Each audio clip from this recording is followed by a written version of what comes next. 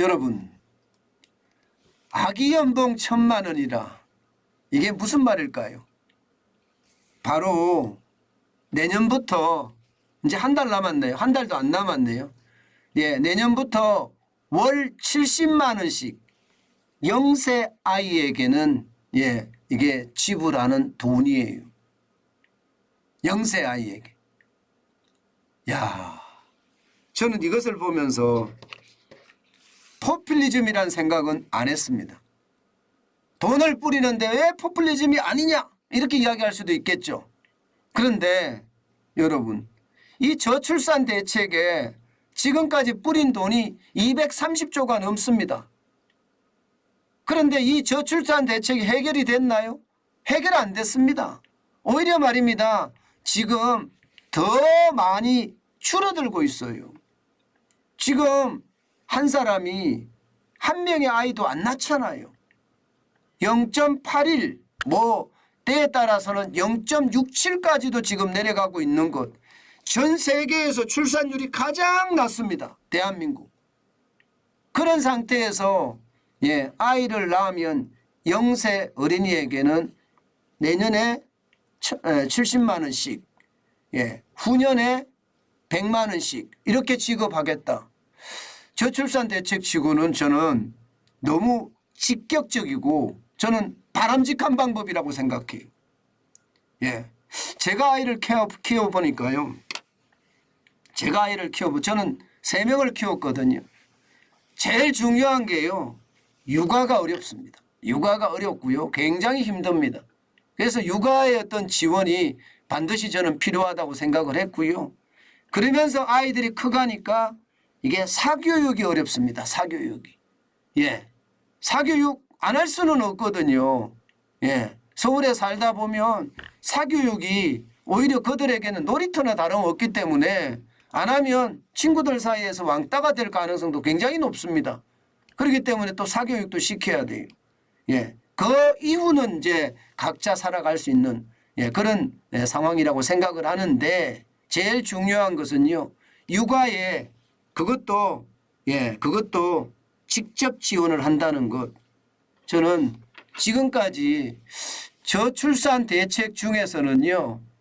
예, 가장 바람직한 대책이 터졌다, 나왔다. 저는 이런 생각 솔직히 합니다. 예. 저야 뭐 아이 3명 키울 동안 부모 급여는 고소하고 정부의 지원 아무것도 안 받았어요. 저는 받을 생각도 없었고요. 제 스스로 제가 제 아이를 키워야지 무슨 누구의 도움을 받아서 키워 뭐 그런 예, 욕심을 저는 가지고 있었고 그래서 누구 말만 떠나 뼈 빠지게 일했습니다. 그래서 아이들 3명을 키웠는데 지금은 또 그렇지 않잖아요. 다른 데 돈 퍼주는 것보다가 말입니다. 저출산 대책으로 이렇게 하는 거 저는 나쁘지 않은 것 같습니다. 모르겠어요. 여러분들은 어떻게 생각할지 말입니다. 중요한 것은 이제는요. 예, 2023년 예, 70만 원씩이면 예, 연이 얼마 되나요? 연이면 840만 원이 되나요? 840만 원. 예, 아기 연봉이 840만 원. 내년에는 1200만 원이네요. 아기 연봉이. 갓난아기 연봉이 1200만 원입니다. 예, 1200만 명. 예, 그리고 이제 0세에서 이제 만 1세 이게 이제 만 나이도 내년 6월 되면 없어지죠. 이제 만이라는 자체가 없어집니다. 이제는. 만 1세가 될 때는 35만 원. 예. 그리고 2024년부터는 예, 50만 원을 주겠다. 참 모르겠어요. 이게 저출산 대책의 어떤 핵심 정책이 될런지는 잘 모르겠어요. 돈을 준다고 해서 아이를 많이 낳을 거냐 이 문제는 더 생각해 봐야 될 문제고 예, 겨우 말입니다. 예, 1년 지원하고 그다음에 1년, 2년을 지원하는 걸 가지고 이 금액에 아이를 낳겠느냐 그런 생각도 들기는 해요. 그렇지만 고육지책 중에 고육지책 참 어렵긴 어렵지만 고육지책 중에서는 그나마 지금까지 정책 중에서는 제일 나아 보인다. 저는 그런 생각이 듭니다. 제가 기자 생활을 오래 했기 때문에 저출산 대책 많이 생각을 해봤거든요. 진짜 예, 이게 어뭉한 정책들 뭐 그런 정책들이 굉장히 많았어요.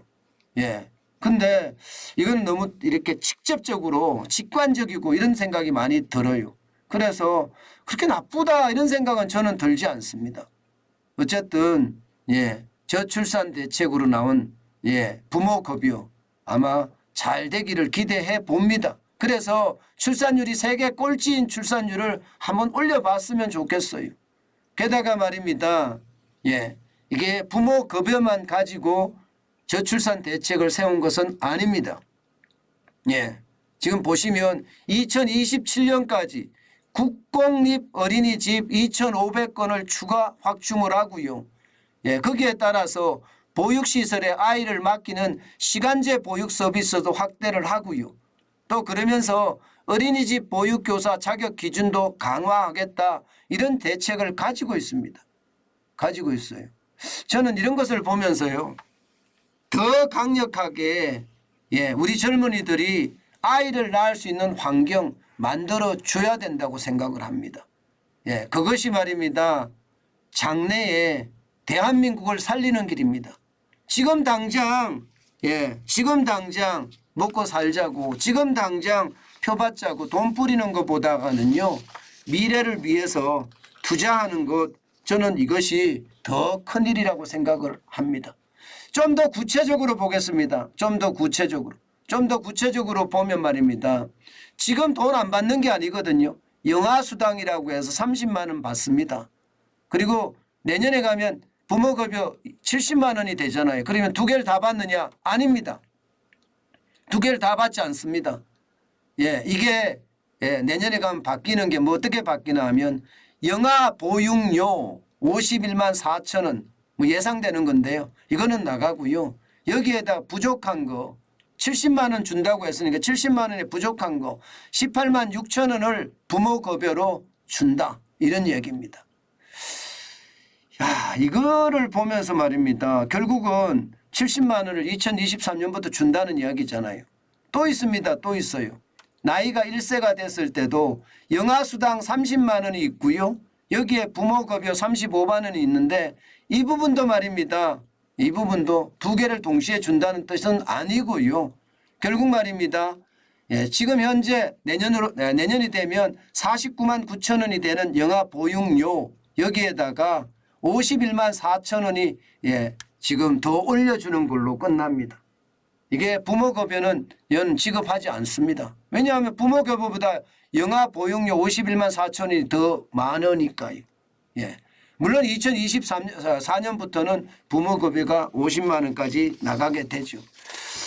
저는요. 이게 아이를 키워본 사람들 입장에서 보면 충분히 이런 일이 벌어질 수 있다고 생각을 하니까 좀 더 강력한 그런 대책이 돼야 될 것 같고요. 특히 말입니다.